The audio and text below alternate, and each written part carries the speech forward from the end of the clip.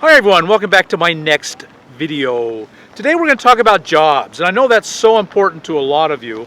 And we're going to talk with Toby, and we've done an interview with him of his Transit Connect. And so Toby, you were sick of the rat race and decided to move out into a van, but you had to support yourself. Yep. And so you've been watching tracking your expenses, and about how much does it cost to live in a van for you?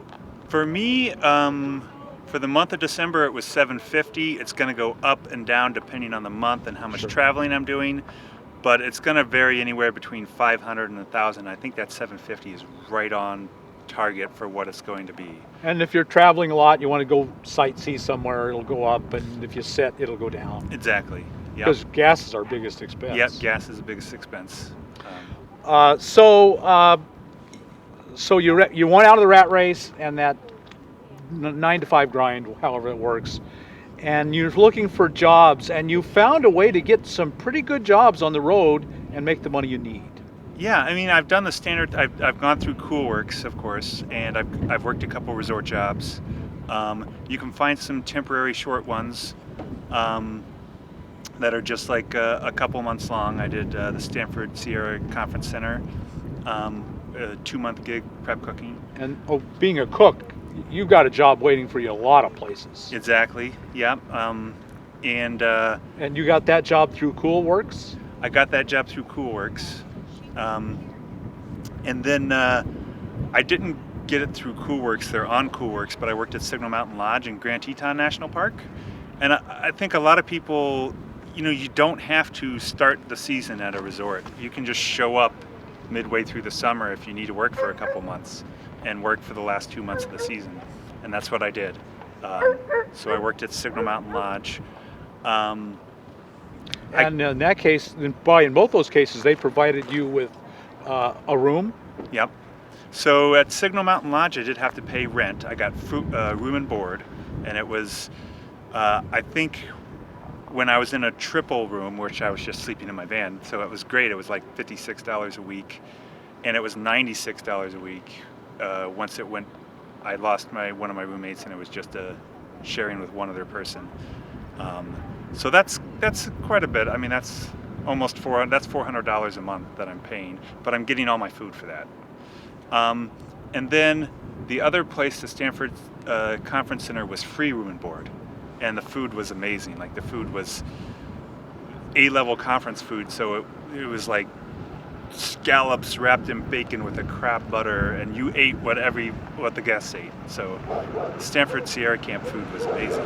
And you were cooking it, so you knew. And I was cooking it. Yeah, knew what it was about. It was great. So at a couple of the jobs you've been to, you got room and board for between $200 to $400 a month. Yeah. And on those jobs, did you leave there with a pretty good amount of money in your pocket? I mean, that's the goal. I left with a decent amount. I left with a good amount from the Sierra Camp, because the free room and board, and that's huge. Great. From Signal Mountain, the job that I was doing, unfortunately, I wasn't working 40 hours a week. I was working like 32, but I still made enough money to get me a couple months. So I still made enough money to get me from mid-October driving across the country and back, and I didn't start until late November. So you probably left there with a couple $1,000s in your pocket. Exactly. Wouldn't you say, at least? Yeah. Yeah. Yeah, a couple. And so if you work 2,000, leave with 2,000 in your pocket, that's pretty good. Yeah, it's not bad. And then I worked in Phoenix at the Amazon Fulfillment Center in Phoenix. So I worked the overnight shift, which is a little more money, and you can park anywhere during the day. So I would just park in the city park and sleep at the city park. Perfectly legal. I mean, because there's just no overnight camping. Yeah. They don't say anything about day camping. Right. No. So I would just go to the city park and sleep. And working at Amazon for 5 weeks, it's a little different from the work camping because you don't.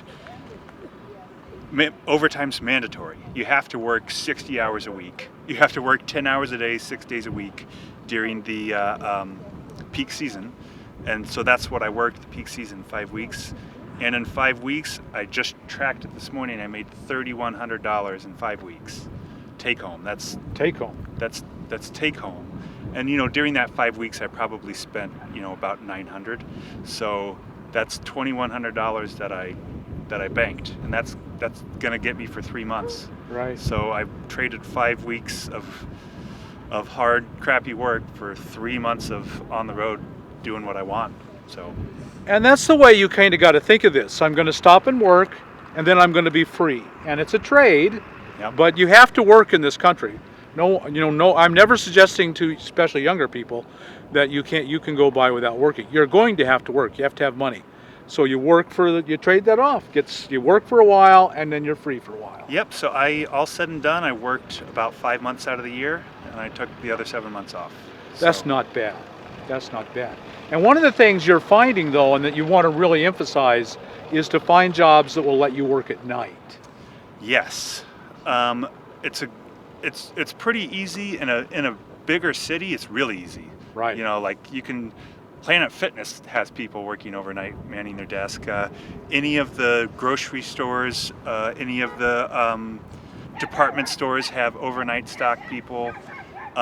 Overnight jobs usually pay better, and they're usually easier to get because there's less competition for them. Right. And yeah, you can park anywhere during the day. So if you work overnight, the only thing you have to worry about is your weekends, and you can leave town and go camp. There's usually, places to boondock less than an hour away from most cities. So you, the time you were at Amazon in Phoenix, you camped every day in a park and never got the knock on the door. No knocks on the door. So. Well, technically, you're doing nothing wrong. Exactly. You're allowed to be in a park during the day. Exactly. Yeah. So I just pull up. There's these great little pullouts along the park. I'd go to bed and wake up, set up my camp chair on the grass, and make coffee. And there was a little lake right at the park and palm trees, and it was beautiful. It was a really nice spot too. So. Yeah. And so maybe a lot of people will do that with campground hosting, but that's of course during the day. And so I know a lot of people here at the Rubber Tramp Rendezvous just went and got jobs.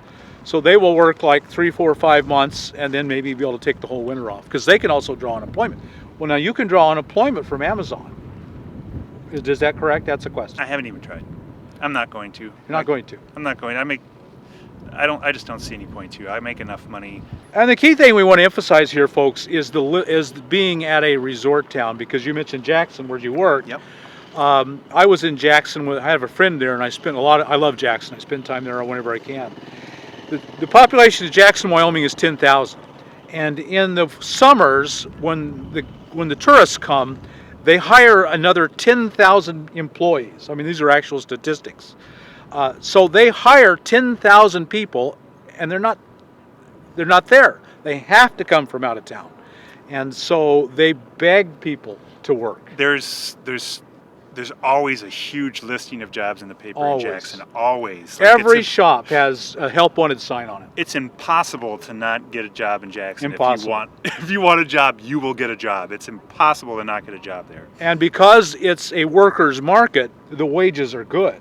The wages are great. Yeah. Yes.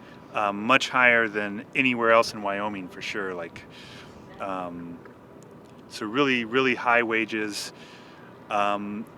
It's really easy to get a job.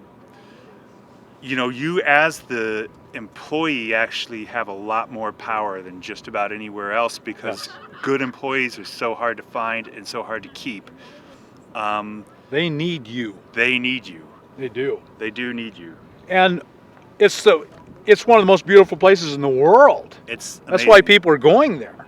Yep, it's amazing. And so you can work in town and just try to live out of town and skip around and drive in.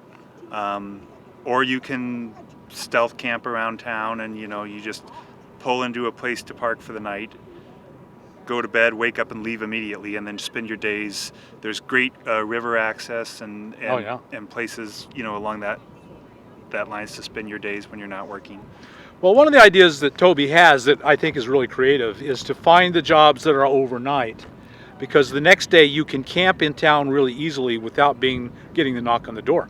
It's almost never illegal to sleep in your van during the day. It's often illegal at night, but almost never during the day. Yeah. So what are some jobs that they could find in Jackson working overnight? The easiest one to find and best paying is a night auditor. which is essentially a overnight front desk person. So you're working at the front desk of a hotel overnight.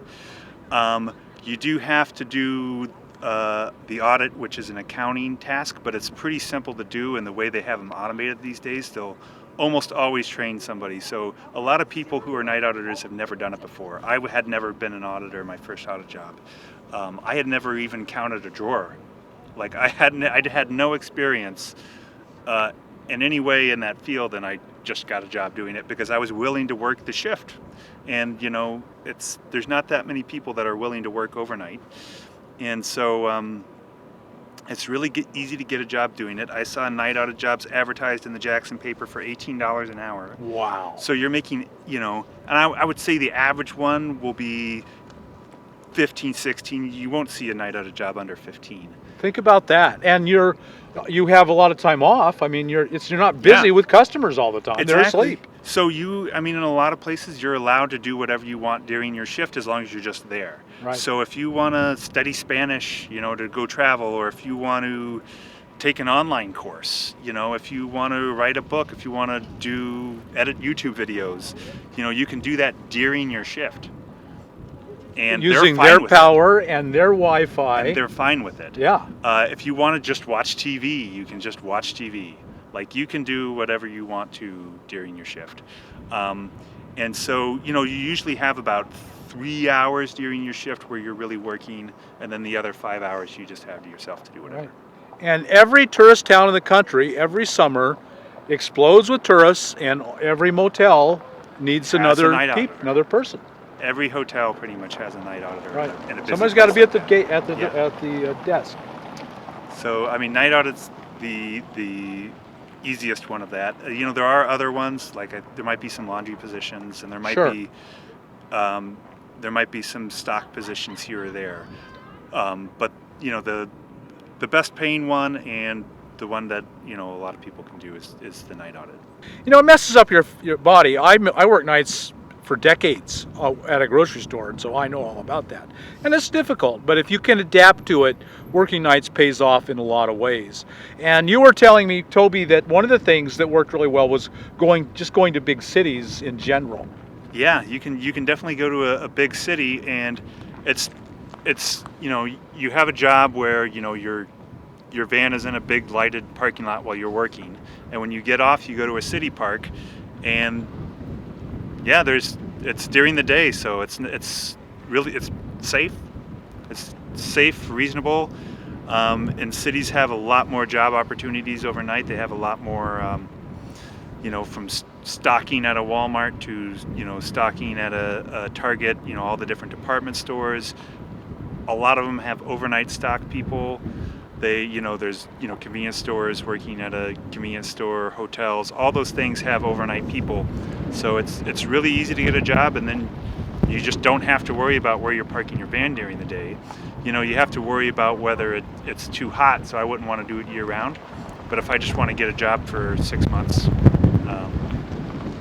totally easy to do. So you mentioned that you are going to start keeping a running log of your expenses and the jobs. So can people find that somehow?